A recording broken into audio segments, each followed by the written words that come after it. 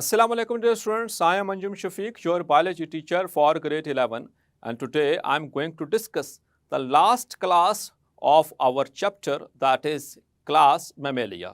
So let's move to the class board. So class Mammalia.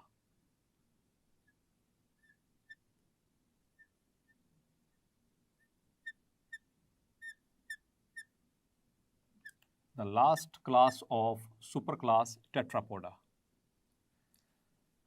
or the mammals. तो dear students थोड़ा सा इसके historical perspective पे नज़र डाल लेते हैं। जो टर्म मैमल है, the term mammal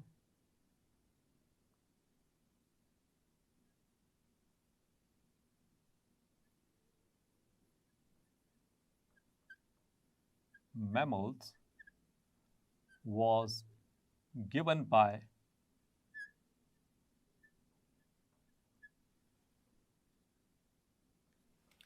Linnaeus. It was given by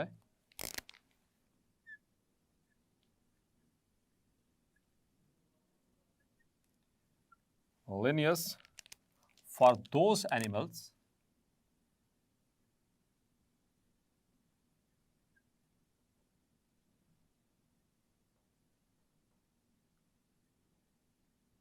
which are nourished by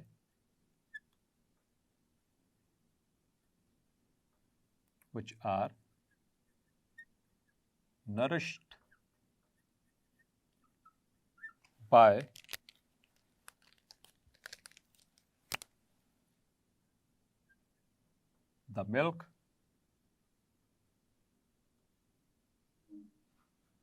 of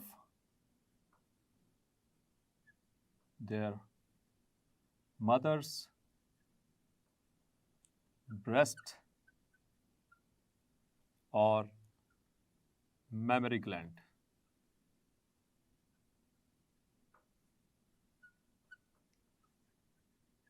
clear? तो लिनियस ने उन जानवरों के लिए ये टर्म इस्तेमाल की थी, मैमल्स। मैमल मेमोरी से है, मेमोरी मतलब कि ब्रेस्ट ग्लैंड, एक मेमोरी यादाश्त होती है, ठीक है, उसके स्पेलिंग कुछ और होते हैं। ये मेमोरी है, MAMMARY, मेमोरी। तो मेमोरी का मतलब होता है ब्रेस्ट। तो ऐसे जानवर जिनकी माएँ उनको अपने छाती के दूध से पालें, नौ मौलूद बच्चों को, उनको मैमल्स कहा जाता है, ठीक है। और ये टर्म इंट्रोड्यूस करवाई थी लिनियस ने। और उन तो ऐसे तमाम जानवरों को एक क्लास में जो है वो शामिल किया गया, जिसको मैमेलिया कहते हैं। और if you talk about there evolution according to the evolutionary concepts,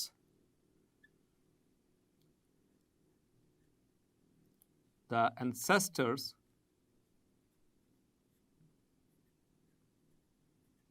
of mammals were reptiles. जैसा कि मैंने प्रीवियस लेक्चर में भी बताया, बर्ड्स के हवाले से भी, बर्ड्स और मैमल्स इन दोनों के रेप्टिलियन इंसेस्टर्स थे। लेकिन बर्ड्स में जो फॉसिल मिला था वो था आर्क्योप्टेरस का, जबकि द रेप्टाइल जो कि जिसको समझा जाता है कि ये मैमल्स का इंसेस्टर है, that is cotylosaurs. Reptiles called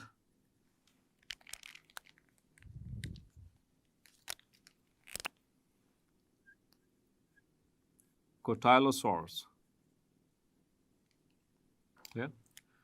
और ऐसा समझा जाता है according to evolutionary concept that the ancestors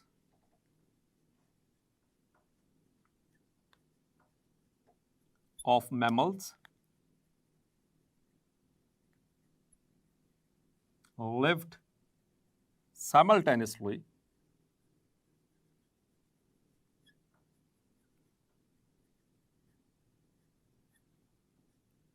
with reptiles during Jurassic times.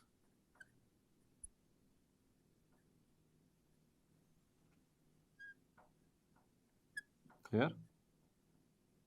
And they were called and they were called mammal-like reptiles.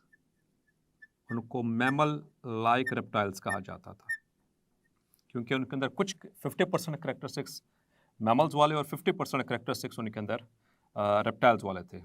मैमल-like reptiles. One of them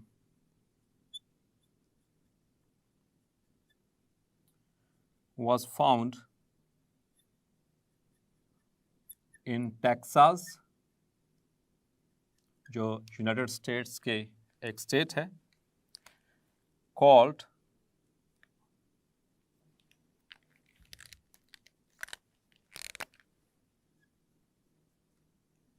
वारेनोप. ठीक है, और वारेनोप clear. और जो वारेनोप है, it was about the size of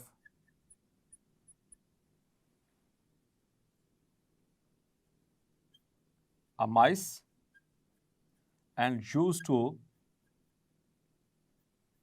live on trees. और ये दरख्तों पर रहता था. ठीक है, और जो मैमल्स हैं, याद रखिएगा, the mammals flourished during Cenozoic era or Cenozoic periods.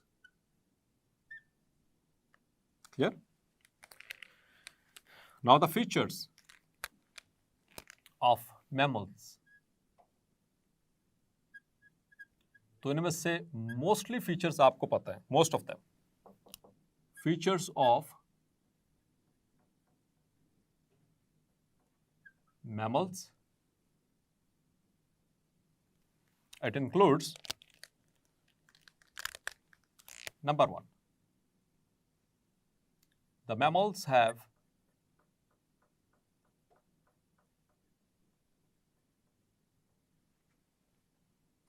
developed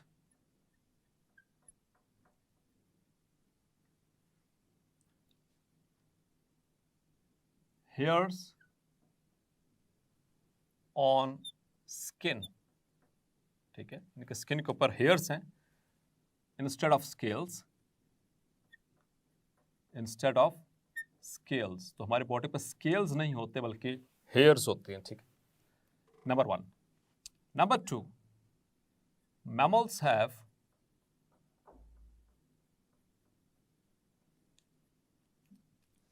diaphragm. Mammals have diaphragm. इससे पहले पूरे चैप्टर में अब तक आपने कहीं पर भी ये वाला फीचर नहीं पढ़ा. किसी भी फाइलम में, किसी भी एनिमल्स में ये वाला आपने, ये जो फीचर है डायफ्राम वाला नहीं पढ़ा. ये सिर्फ मैमल्स की खासियत है, ये उसी की प्रॉपर्टी है. डायफ्राम फॉर ब्रीदिंग, यानी कि रेस्पिरेशन में चैप्टर नंबर 13 में इसको डिस्कस भी किया जाएगा. हमारे लंग्स के बिल्कुल नीचे यहाँ पर एक थिक मस्कुलर शीट है जिसको डायफ्राम कहते हैं. And it also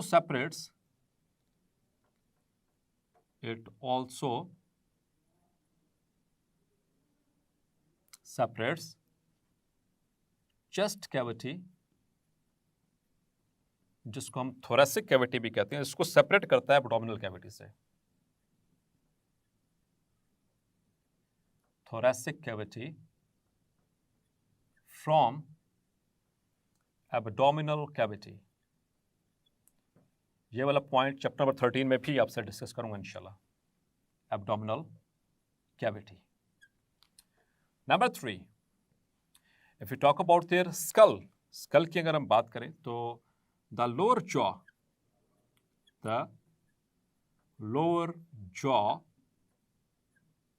have single bone.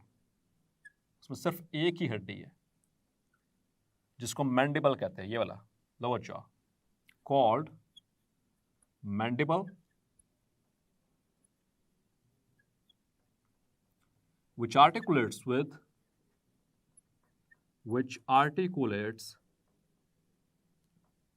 directly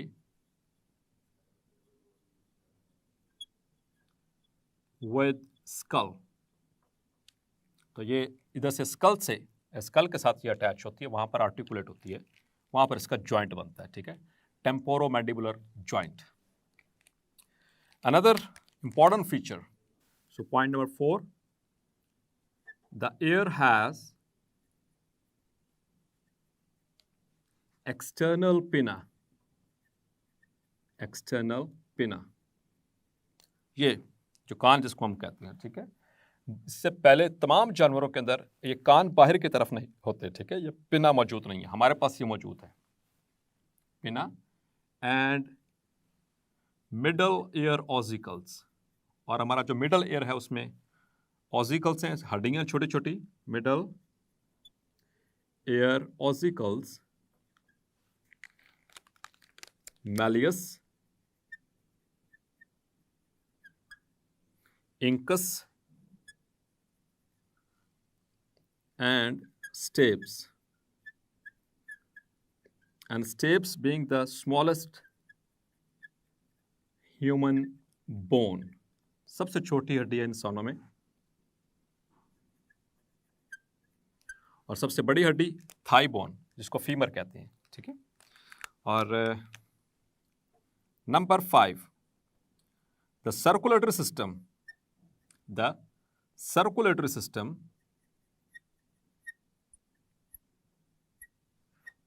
जबरदस्त किस्म का circulatory system, 4 chambered heart,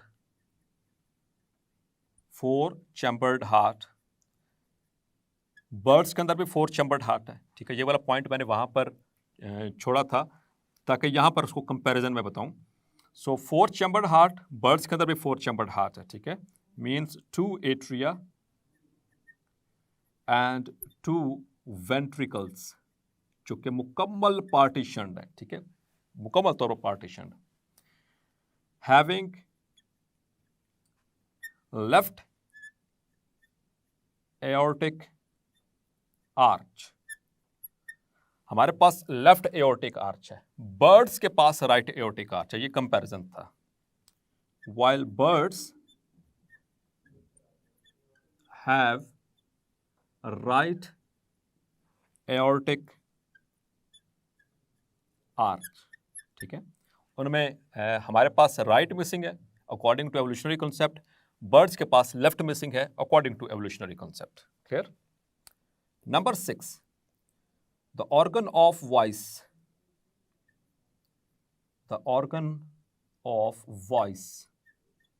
is, जी डियर स्टूडेंट्स, कौन सा ऑर्गन है? बर्ड्स के अंदर साइरेंक्स था, हमारे अंदर लैरिंक्स, ठीक है, जो कि कहां पर मौजूद है? At the top of the trachea,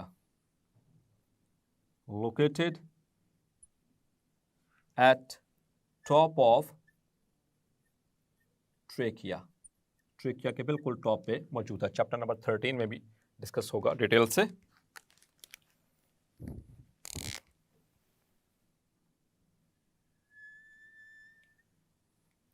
हमारे red cells, we have anucleated erythrocytes, ठीक है, ये मैमल्स के अंदर जो रेड ब्लड सेल होता है, मैच्योर रेड ब्लड सेल जो होता है, रेड ब्लड सेल, ठीक है, वो एन्यूक्लिएटेड होता है, उसमें न्यूक्लियस नहीं होता। Number 8, they are warm blooded का मतलब अपनी बॉडी टेम्परेचर को मेंटेन कर सकते हैं, मतलब कि दे आर होम्योथर्म्स। आप गिलगित चले जाएं जहां पर माइनस में टेम्परेचर हो, तो अगर आप नॉर्मल है तो आपकी बॉडी का टेम्परेचर जो है वो 36 से 37 के दरमियान होगा, ठीक है। और अगर आप जिधर मर्जी चला जाएं बाहर, अगर 50 डिग्री सेल्सियस भी है तब भी अगर आप नॉर्मल हैं तो आपकी बॉडी का टेम्परेचर नॉर्मल रहेगा, क्योंकि हमारी बॉडी मेंटेन करती है। Clear? We have got thermoregulatory mechanisms like the birds, ठीक है। Number 9, the mammals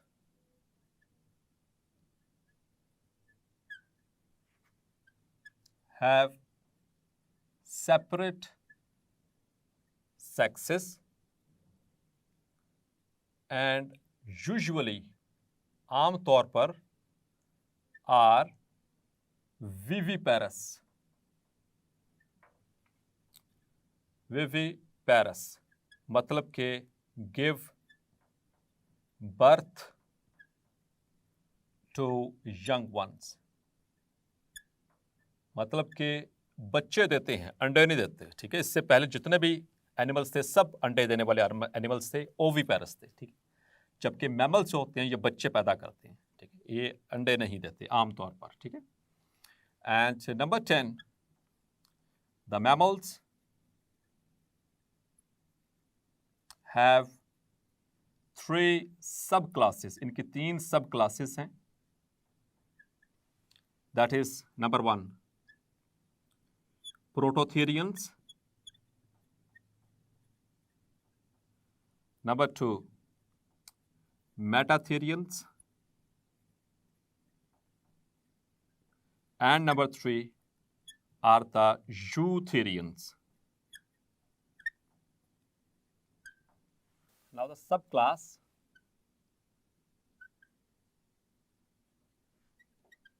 Prototheria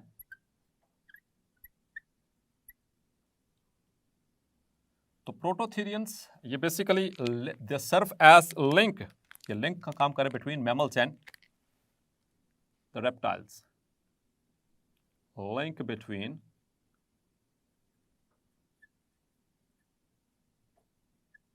mammals and reptiles, लेकिन एक्चुअली हैं ये मैमल्स, ठीक है, पहली बात। नंबर 2, इनके अंदर they are called as egg laying mammals, they are egg laying mammals. ये एक्सेप्शन है मैमल्स में। मैंने आपसे कहा था कि ज़्यादातर जो मैमल्स हैं वो बच्चे देते हैं, सिवाय इन 2 के, ये प्रोटोथेरियंस के, ठीक है। इनमें होता क्या है, स्टिल देखिएगा फर्टिलाइजेशन यहाँ पर जो है वो इंटरनल है, डेवलपमेंट भी इंटरनल है। मदर के अंदर अंडा बनेगा, उसी के अंदर बच्चा पलेगा। जब बच्चे की डेवलपमेंट मुकम्मल हो चुकी, then the mother lays egg और बच्चा हैच करेगा। वो बर्ड्स की तरह नहीं होता कि अंडा बाहर दिया, फिर उसके ऊपर मुर्गी बैठती है 22-21 दिन के लिए, और फिर उसके बाद 21वें दिन उसमें से बच्चा निकलता है। तो वहाँ पर डेवलपमेंट जो है वो एक्सटर्नल है, ठीक है, इस तरह से यहाँ पर नहीं है। तो इनमें क्या होता है कि जैसे कि वो एग्जाम्पल है like the duck bill platypus, duck bill platypus. अब इसमें 2 फीचर्स कॉम्बाइन हुए हुए, एक तो डक बिल यानी कि वो डक की जैसी थुथुनी इसकी, और वेब्ड फीट, ठीक है, बिल लाइक डक जो कि एक बर्ड है, प्लस वेब्ड फीट जो भी जैसे बत्तख के होते हैं, वेब्ड फीट, लेकिन इसके साथ हैव हेयर्स ऑन बॉडी, उसकी बॉडी के ऊपर हेयर्स हैं, और इसके अलावा feeds the young on milk, दूध के ऊपर पालती है। तो मैमेलियन कैरेक्टर, इस वजह से इसको डक बिल प्लेटिपस कहते हैं। इसी तरह से एक और है, that is spiny anteater, ठीक है, उसमें भी इसी तरह से उसकी पूरी बॉडी के ऊपर स्पाइन्स होती हैं, पूरी बॉडी। पंजाबी में हम उसको से बोलते हैं, से, लंबी सी थूथनी होती है, वहां से ये जो कीड़ों की बिल होती है उसमें ये अपनी इस थूथनी को डाल के और वहाँ से आंट्स को खाती है, ठीक है। तो ये इसके अंदर भी इसी तरह से ही है, ठीक है। इसके अंदर भी एग बनेगा, एग के अंदर बच्चा डेवलप होगा, जब डेवलपमेंट मुकम्मल हो जाएगी, एग ले होगा तो उसमें से बच्चा निकलेगा, ठीक है, बाद में जाके बाहर जाके डेवलपमेंट नहीं है। तो स्पाइनी एंट ईटर, ठीक है, तो इसमें फीमेल के अंदर चाहे वो इसके एग डेवलप होगा, उसी के अंदर ही बच्चा डेवलप हो रहा है। जब ये डेवलपमेंट मुकम्मल होगी तो तब एग इज लेड और उसमें से हैच करके निकलाएगा the small spiny anteater. It is also called as एकाइना, ठीक है, इसको एकाइना भी कहते हैं। इस वजह से इनको एग लेइंग मैमल्स कहा जाता है। ये एक एक्सेप्शन है, ठीक है, लेकिन हैं मैमल्स, क्योंकि इनके पास मेमोरी ग्लैंड्स मौजूद हैं और ये बच्चे अपने जो है उस पर दूध पे पालती हैं, इनकी फीमेल्स होती हैं अपने बच्चों को, इस वजह से so they are the mammals. दूसरी जो सब subclass, subclass that is Metatheria.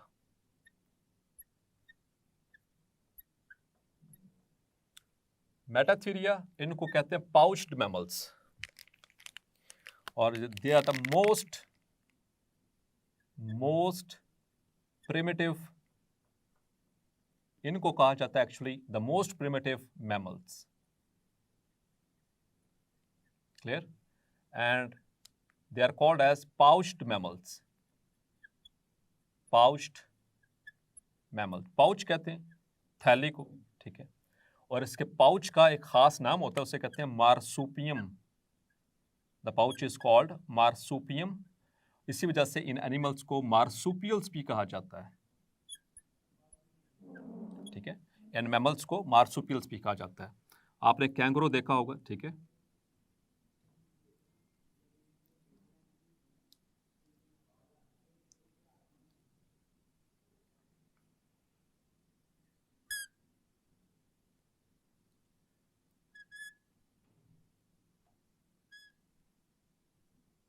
तो जो फीमेल्स होती हैं इन कैंगरूज में, उनके यहाँ पर सामने वाली साइड पर, छाती वाली साइड पर, यहाँ पर एक पाउच होता है यहाँ पर, और इस पाउच के अंदर वाली साइड पर मौजूद होते हैं निपल्स। और जब ये बच्चा पैदा होता है इनके यहाँ, तो जब ये बच्चा इनके यहाँ पैदा होगा तो ये उस बच्चे को बचाने के लिए इस थैली के अंदर डाल देती हैं, इसे कहते हैं दैट इज मार्सुपियम। और इसके अंदर ये निपल्स मौजूद हैं,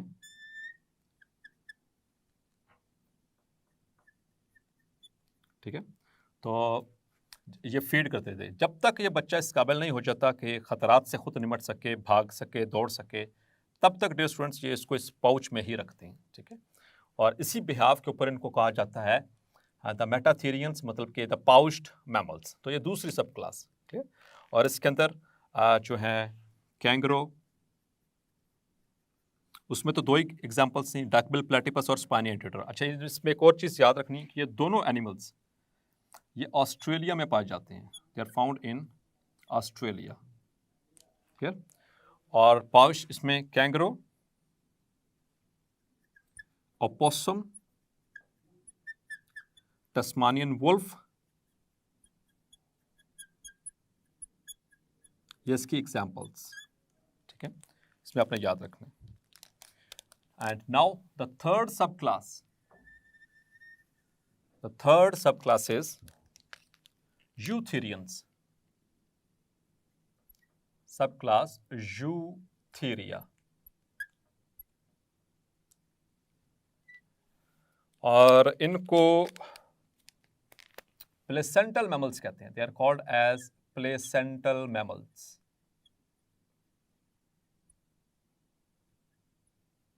clear, placentals is from placenta, और प्लेसेंटा का आपको पता है दैट इज अ कनेक्शन, ये एक लिंक होता है, एक कनेक्शन होता है बिटवीन मदर की यूट्रस एंड फीटस, ठीक है, तो माँ और बच्चे के दरमियान वो एक टिश्यू बनता है। Let's suppose this is uterus,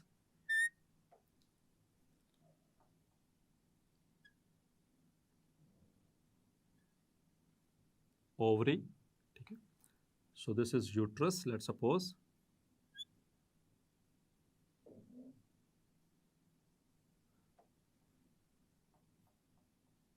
तो क्या होगा, यहां पर ये टिश्यू बनेगा और इसके साथ फिर अटैच है बच्चा, ठीक है, उसके ऊपर होंगी एम्ब्रियोनिक मेम्ब्रेन्स इस तरह से, ठीक है, और ये जो टिश्यू बन रहा है जो माँ और बच्चे के दरमियान कनेक्शन का काम कर रहा है, ये वो पॉइंट ऐसे कहते हैं प्लेसेंटा। यहाँ पर हर वो चीज़ एक्सचेंज होगी जो बच्चे को चाहिए, गैसेस, न्यूट्रिएंट्स एंड यहाँ से जो वेस्ट है बच्चे का वो सारा एक्सचेंज होकर यहाँ से मदर से जो है वो जाएगा थ्रू दिस स्ट्रक्चर प्लेसेंटा। और प्लेसेंटा जो है इसको एंडोक्राइन ग्लैंड भी कहते हैं। It is also endocrine organ या ग्लैंड के तौर पर काम करता है, क्योंकि इसमें से सेक्रेट होता है प्रोजेस्टेरॉन। इट सेक्रेट्स प्रोजेस्टेरॉन, और प्रोजेस्टेरॉन जो है इसे कहा जाता है it is the hormone of pregnancy. Pregnancy को मेंटेन करने के लिए इसकी ज़रूरत पड़ती है, हार्मोन ऑफ प्रेगनेंसी। तो इसी वजह से इनको प्लेसेंटल मैमल्स कहा जाता है इनको। अच्छा, इनके अंदर भी एक दो तीन चीज़ें अपने जहन में रखनी है। एक तो स्पाइन्स वाले मैमल्स भी हैं। आमतौर पर तो हमारे स्किन के ऊपर स्पाइन नहीं होती है, इसमें है एक एक्सेप्शन प्रोक्यूपाइन, और एक के ऊपर है स्केल्स। एक की स्किन के ऊपर स्केल्स मौजूद है, हमारे स्किन के ऊपर स्केल्स नहीं है, हालांकि है वो mammal. So that is pangolin, that is pangolin. बाकी इसके अलावा मैमल्स की एग्जांपल तो आपके सामने बेतहाशा, elephants, goat, human, horse and dolphin, whale, bats, rats, clear, etc. All these are the mammals. So dear students, hopefully आज का लेक्चर भी आपको क्लैरिफाई हो गया होगा। मिलते हैं नेक्स्ट लेक्चर में और डिस्कस करेंगे द एक्सरसाइज। तब तक अपना ख्याल रखिएगा। अल्लाह हाफिज।